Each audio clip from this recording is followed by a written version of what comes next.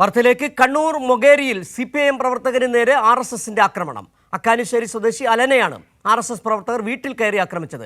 ആക്രമണം നടത്തിയത് മുഖംമൂടി ധരിച്ചെത്തിയ സംഘം. വിവരങ്ങളുമായി M സന്തോഷ് ചേരുന്നുണ്ട്. സന്തോഷ്, തെരഞ്ഞെടുപ്പിന് പിന്നാലെ UDF, ലീഗ്, കോൺഗ്രസ് പ്രവർത്തകർ സംസ്ഥാനം ഒട്ടാകെ അക്രമം അഴിച്ചുവിടുന്നു. അതുപോലെ തന്നെയാണ് RSS ഇപ്പോൾ കണ്ണൂരിൽ അക്രമത്തിന് തുടക്കമിടുകയാണ്. എന്താണ് അവിടെ സംഭവിച്ചത്?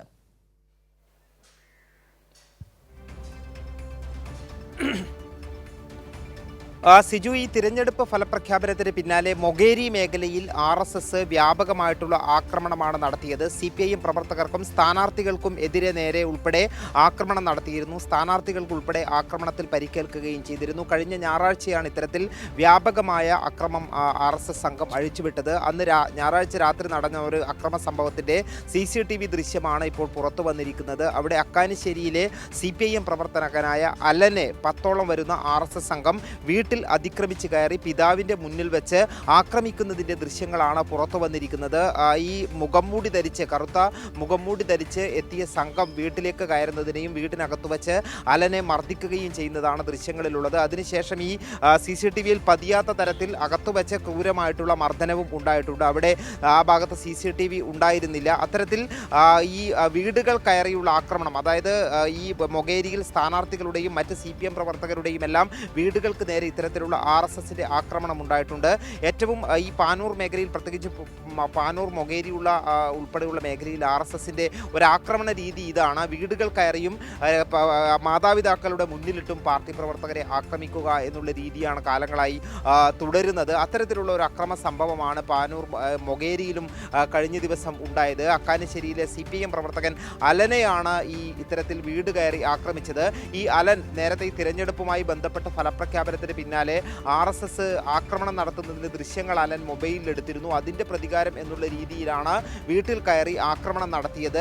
ഇത്തരത്തിൽ പല മേഖലകളിലും മൊകേരി മേഖലയിൽ RSS വ്യാപകമായ ആക്രമണമാണ് കഴിഞ്ഞ ദിവസങ്ങളിലായി തുടർന്നുകൊണ്ടിരിക്കുന്നത്. ശരി സന്തോഷ്, ഇപ്പോൾ ഈ CCTV ദൃശ്യങ്ങൾ വീട്ടിൽ നിന്നുള്ളതായിരിക്കണം ആ ദൃശ്യങ്ങൾ പതിഞ്ഞിരിക്കുന്നത്.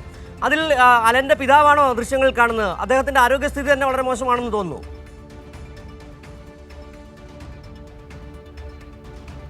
തീർച്ചയായും അത് ദൃശ്യങ്ങളിൽ നിന്ന് വ്യക്തമാണ്.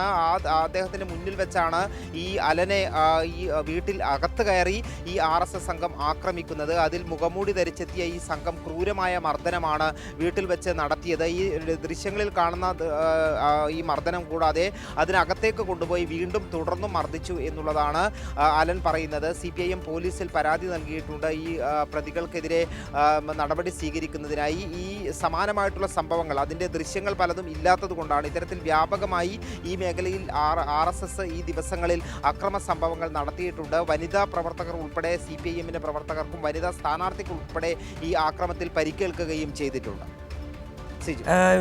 സ്വാഭാവികമായി സന്തോഷം, എന്തുകൊണ്ട് RSS പ്രവർത്തകൻ, RSSകാർ CPM പ്രവർത്തകനെ ആക്രമിച്ചു എന്നുള്ള ചോദ്യത്തിന് ഉത്തരം ഒന്നേ ഉള്ളൂ, അത് CPM കാരനായതുകൊണ്ട് തന്നെയാണ്. ഇവിടെ നമുക്ക് മനസ്സിലാക്കാൻ കഴിയുന്നത് അലൻ ഈ RSSന്റെ ആക്രമണങ്ങൾ തുറന്നു കാട്ടുന്ന തരത്തിൽ ദൃശ്യങ്ങൾ പകർത്തി എന്നുള്ളതാണ്.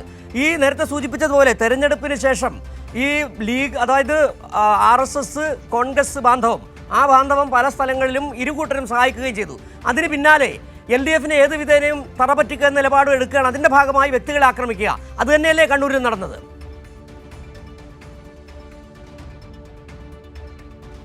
തീർച്ചയായും ഈ തിരഞ്ഞെടുപ്പ് ഫലപ്രഖ്യാപനത്തിന് പിന്നാലെ ഈ പാനൂർ, പാറാട്, കുന്നോത്തുപറമ്പ്, മൊകേരി, അതായത് പാനൂർ മേഖലയിലുള്ള പല പ്രദേശങ്ങളിലും CPIM പ്രവർത്തകർക്ക് നേരെ വ്യാപകമായ ആക്രമണമാണ് നടന്നത്. ഒരു ഭാഗത്ത് കുന്നോത്തുപറമ്പ് ഉൾപ്പെടെയുള്ള പാറാട് ഉൾപ്പെടെയുള്ള മേഖലയിൽ മുസ്ലിം ലീഗ് പ്രവർത്തകരാണ് CPIMനെതിരെ കടന്നാക്രമണം നടത്തിയത്. അവിടെ ഇത്തവണ UDF പഞ്ചായത്തിൽ വിജയിച്ചിരുന്നു. അതിൻ്റെ ആഹ്ലാദ പ്രകടനത്തിൻ്റെ മറവിലാണ് വ്യാപകമായിട്ടുള്ള ആക്രമണം CPIM പ്രവർത്തകർക്ക് നേരെ ഉണ്ടായത്. ഇന്നലെ വൈകുന്നേരം അവിടെ CPIMൻ്റെ അരിവാൾ ചുറ്റിക ആലേഖനം ചെയ്തിട്ടുള്ള സ്തൂപം ലീഗ് പ്രവർത്തകർ ചുറ്റിക കൊണ്ട് അടിച്ച് തകർത്തിരുന്നു. അതിൽ തന്നെ ഇന്നലെ പുറത്തു വന്ന ദൃശ്യങ്ങളിൽ ഒരു വലിയ ഒരു സഞ്ചിയിൽ നിന്നും അവിടെ ആയുധങ്ങൾ വലിച്ചെടുത്ത് ഓടിപ്പോയി ആക്രമണം നടത്തുന്നതിൻ്റെ ഉൾപ്പെടെ ദൃശ്യങ്ങൾ വന്നിരുന്നു. വീടുകൾക്ക് നേരെയും പ്രവർത്തകർക്ക് നേരെയും ലീഗ് പ്രവർത്തകർ കല്ലേറ് നടത്തുന്നതിൻ്റെ ഈ ദൃശ്യങ്ങളെല്ലാം പുറത്തു വന്നിരുന്നു. അത്തരത്തിൽ ഈ മേഖലയിൽ വ്യാപകമായിട്ടുള്ള കുന്നോത്തുപറമ്പ് ഒരു ഭാഗത്ത് ലീഗ് ആക്രമണമാണ് ഉണ്ടായത്. RSSും ഈ തിരഞ്ഞെടുപ്പ് ഫലത്തിന് ശേഷം ഈ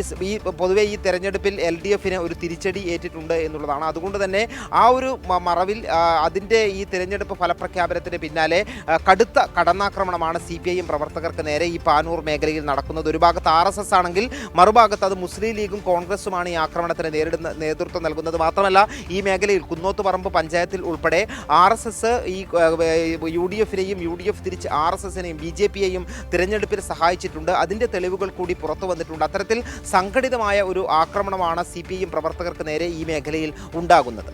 സിജു, ഈ അലൻ്റെ ഒരു ആരോഗ്യസ്ഥിതി എങ്ങനെയുണ്ട് സന്തോഷ് ഇപ്പോൾ?